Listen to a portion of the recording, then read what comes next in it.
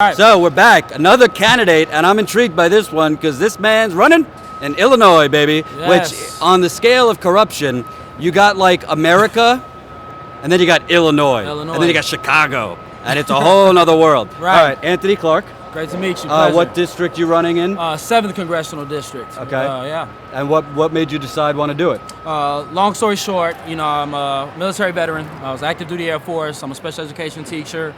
Founder and director of a nonprofit, all within the 7th. Came back to the 7th, and just working in the community. Trying to give back, trying to attack these systemic issues that we face. I mean, it's crazy. It's almost insurmountable.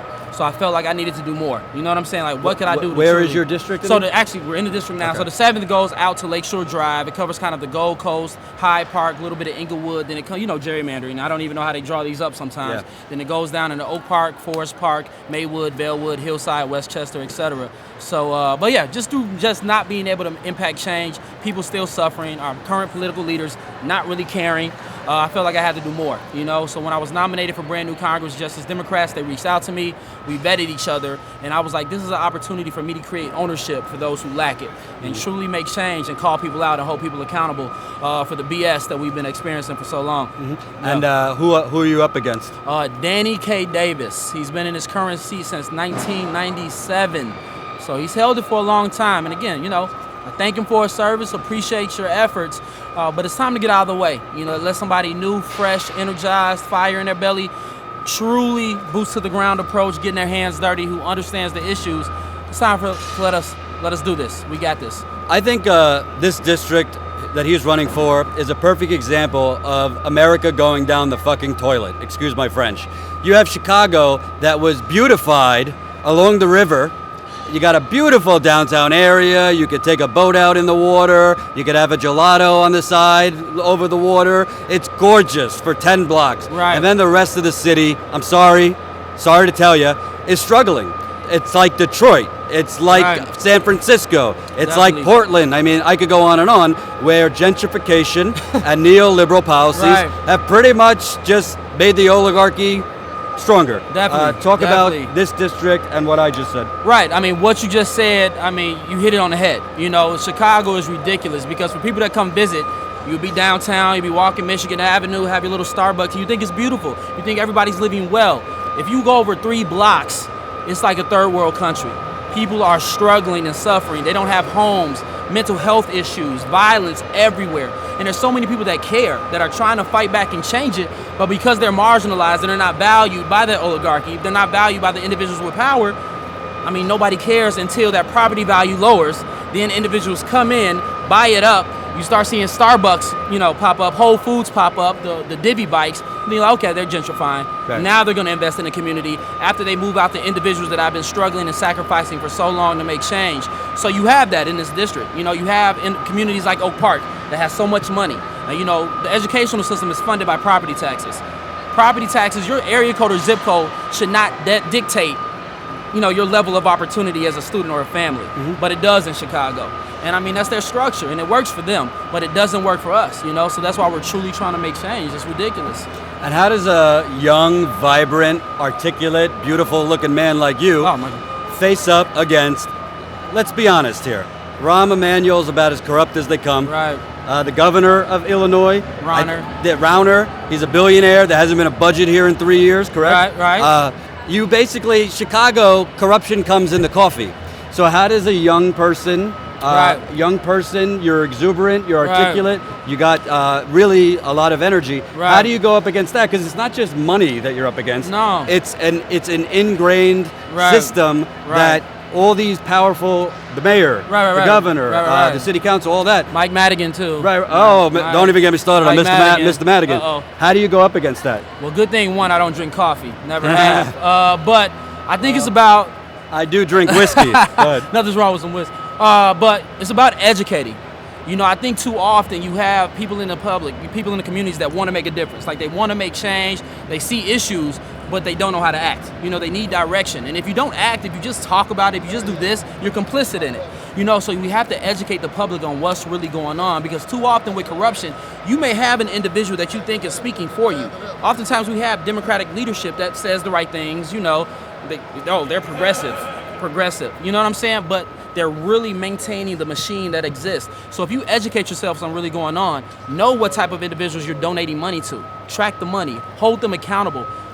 Look what they're doing, because so many of our leaders, especially in Chicago, they're good for never showing up, never getting their hands dirty, but let a camera or some lights come, then it's, hey, I care about the people, gun laws, yeah, progressive. That's not what it's about. Truly look at the communities. Get outside your comfort zone and your bubble, because in the 7th, you will have a community that someone thinks they're doing well. Oh, I'm middle class, I'm great. Cross 2 blocks over, go east of Austin, and it's a completely different ball game. So empathize, use that intersectionality, and understand that just because you may be okay, doesn't mean someone else is. And the health of one community impacts the health of other communities, and we're truly seeing that right now. So that's why we have to build bridges, not walls, like those metaphorical walls that we build up. Build metaphorical bridges and help each other, because our leadership's not doing it. They don't care. Mm-hmm. How do you, because Bill O'Reilly, who unfortunately now he's at home by himself with his loofah, doesn't have a job. But Bill O'Reilly was very concerned back in the day about the gang violence and the drug violence. He said hip hop was horrible. It's Beyonce's fault, and the murders, and there is a lot of murder. I'm not going to lie to you. Shout out Beehive. However, why is there so much murder? Why are people so desperate that they're killing each other? Why is the only job they could get slinging drugs? This is never discussed in the corporate media. As you're not going to be the mayor, but if you were elected Congress, but you still have influence. And I think what people need to understand is how they maintain the system is they treat symptoms. They're pimping the symptoms, but they're not identifying root causes and treating the root cause. I've been shot, so I'm from this community. I was actually shot. I've seen people shot in front of me. I've seen death. We're fighting against this. I work with kids. We create jobs for them. And first and foremost, it's about opportunity. If you invest in the infrastructure of a community, if you invest in the educational system, if you invest in reforming the criminal justice system, you'll create opportunity for people. So many kids don't want to be out there slinging cocaine, slinging marijuana, etc., but they don't have options. They're just looking to take care of their family. Well, guess what? If we legalize marijuana, we take that illegal option from them, learn how to tax it, appropriate those funds to something that we need to create community centers, mental health, whatever. But treat the root cause instead of treating the symptom. Because right now, what do we see? A shooting occurs. We're losing people every day in Chicago. Politicians come out, they say gun control, gun laws, we need to be stricter. That is doing nothing but infusing the black market, because people are just coming in. I could get a gun right now. Seriously, you and I could leave here. I can make a call if you know the right people. We could get a gun in 10 minutes. Treat the root cause, provide opportunity, invest in education. We need to really investigate that. But also something that comes to mind. So when I was in Standing Rock, I had a freelance cameraman for a little bit. He was from Sweden. And it was actually funny the way he said it, but he was like, I don't understand. In Sweden, the police don't have guns, and they talk to people. And we talk to the citizens, and we want to help the citizens, the police. I was just out at a bar the other night, and a girl, I guess, broke a glass or broke a window or something like that. Like 7 police cars swarmed in on this poor girl. Militarization of our police forces. Listen, I'm not condoning. She was probably drinking or something and broke a wall. But it was almost like, a terrorist attack. We need the police. Like the police here and in other places, they don't actually want to talk and establish relations with the people. It's the us versus them mentality. We have zero investment in community policing. We saw what happened to Laquan McDonald and so many other individuals in our state and other states. By the way, we saw that. How many other Laquan McDonalds that we don't have the video for? Exactly. So our police force, they're not invested in the communities they're working in. They could care less. It's a job for them. So it's the us versus them mentality. They're not working with the community. But there are, I'm gonna shout out, I'm pro-positive policing. I'm pro-community policing. There are officers out there trying to do work we work with and trying to do great work. But overall, as a system, first and foremost, you have to understand that it's systemic. Critical race theory, racism is ingrained in police forces. So even though you may be an officer and you're not racist, you're working within a racist system. And you need to identify that and understand that. So recognizing that, we have to have transformative change. Can I share a short story? I have a little homie, a little bro of mine. I used to teach him. I'm a teacher. He's out there, doesn't have opportunities. I work with him. He got arrested. He got locked up. His homies were out there. They were standing there.